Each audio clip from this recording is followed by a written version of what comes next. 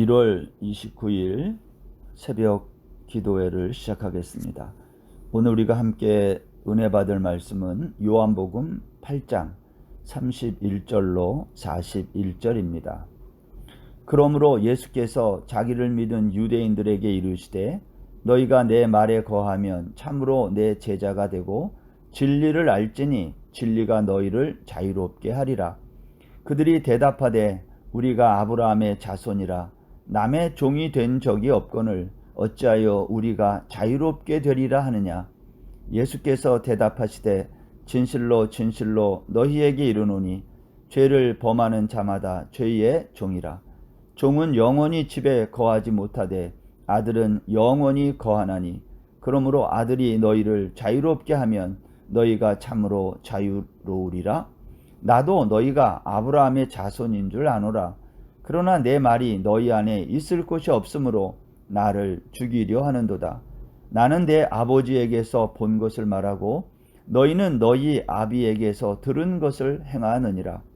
대답하여 이르되 우리 아버지는 아브라함이라 하니 예수께서 이르시되 너희가 아브라함의 자손이면 아브라함이 행한 일들을 할 것이거늘 지금 하나님께 들은 진리를 너희에게 말한 사람인 나를 죽이려 하는도다. 아브라함은 이렇게 하지 아니하였느니라. 너희는 너희 아비가 행한 일들을 하는도다. 대답하되 우리가 음란한 데서 나지 아니하였고 아버지는 한 분뿐이시니 곧 하나님이시로다. 아멘. 사람은 누구나 자유를 누리며 살기 원합니다. 자유는 하나님이 우리에게 주신 축복입니다. 주일에 교회에 나오든지 집에서 늦잠을 자든지 가족과 시간을 보내든지 아니면 밀린 공부를 하든지 다 자유입니다. 왜 교회 안 나오시나요? 이렇게 물어볼 때 적지 않은 사람들이 이러한 말을 합니다. 교회에 가면 하지 말라는 게 많아서요. 간섭받기 싫어서 교회에 나오지 않는 분들이 있다는 겁니다. 여러분, 자유가 가장 그리울 때가 있습니다. 10대 청소년기가 아닌가 생각합니다. 이것저것 해보고 싶은 게 많은데 부모님이 허락하지 않는 겁니다. 저는 중고등학교 시절에 가장 싫었던 게 있는데 그것은 부모님의 잔소리, 특별히 아버님의 잔소리였습니다. 당시 제가 스스로 할 수 있는 일이 그렇게 많지 않았습니다. 그래서 부모님이 집을 비울 때, 그럴 때 친구네 집에 놀러 가는 것을 참 좋아했습니다.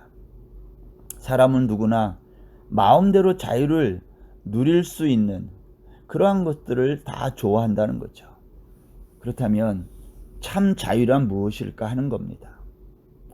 오늘 본문은요, 가늠하다 현장에 잡힌 여인의 이야기에 뒤이어서 계속되는 유대인들과 예수님 사이에 질문과 답변하는 형식의 이야기입니다.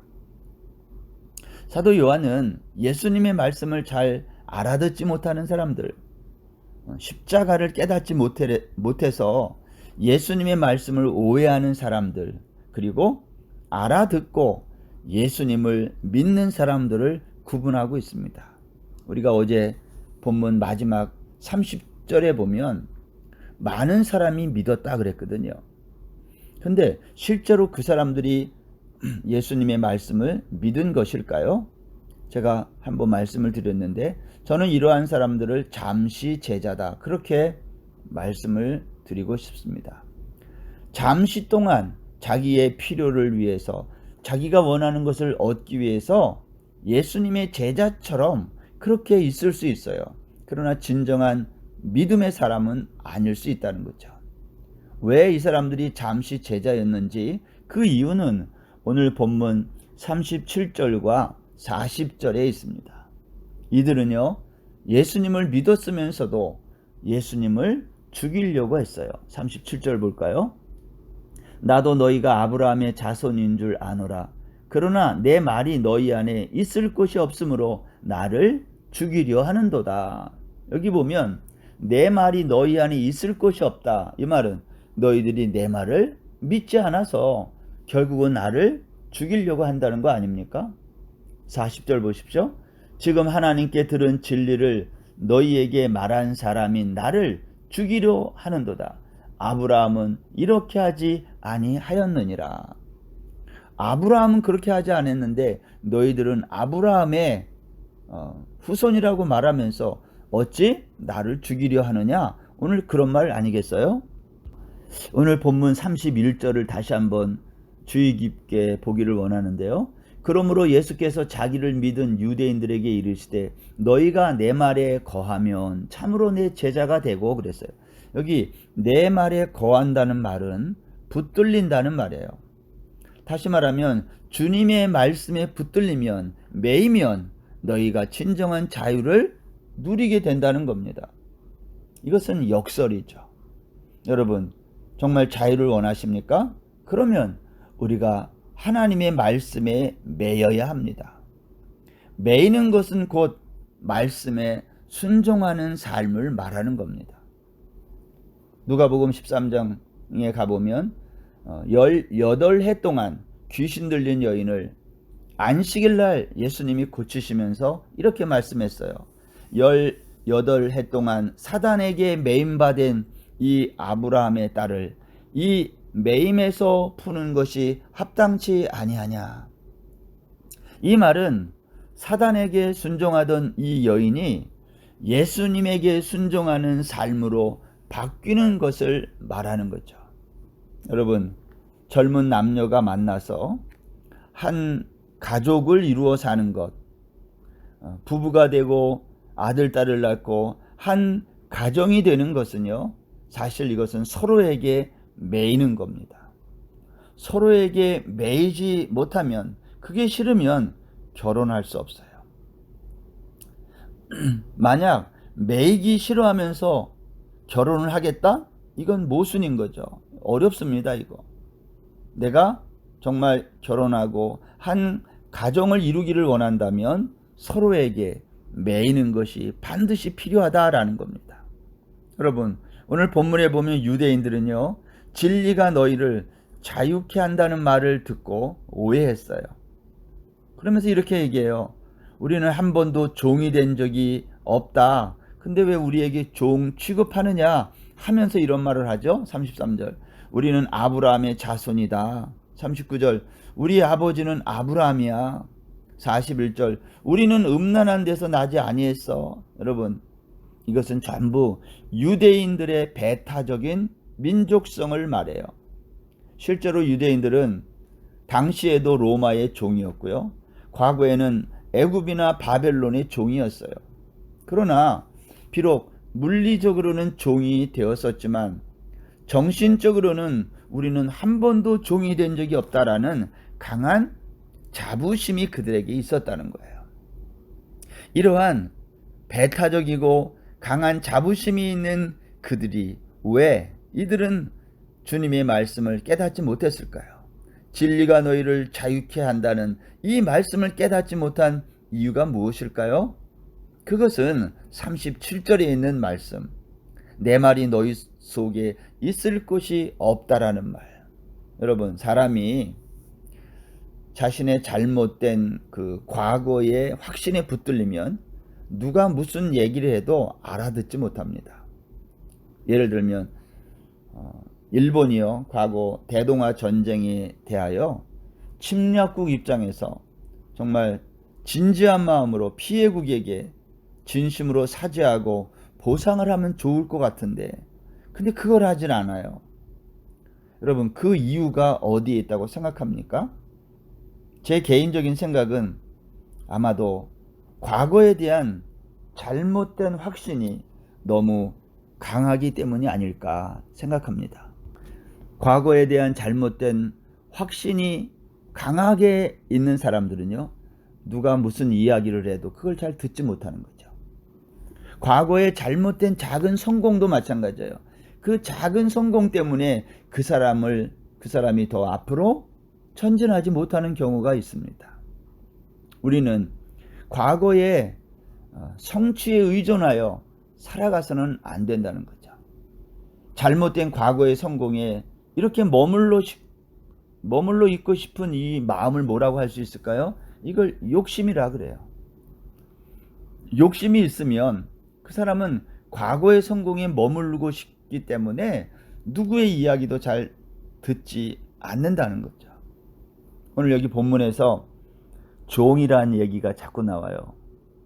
우리가 누구의 종인가 하는 거죠. 여러분, 종이 뭡니까?